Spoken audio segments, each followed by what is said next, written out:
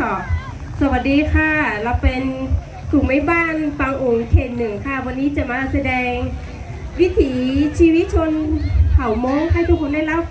ชมกันค่ะขอบคุณค่ะ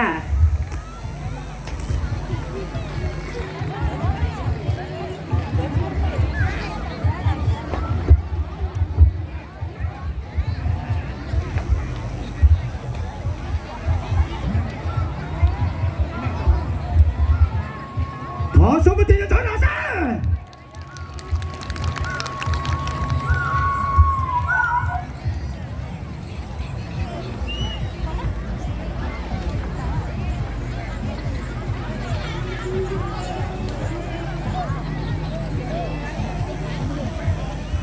ขัดข้องทางเทคนิคนิดหน่อยนะครับไม่เป็นไรครับเกี่ยวกับเครื่องเสียงเดี๋ยวเราจะเปิดดังๆนะครับจะได้ยินทุกคนเลยนะครับ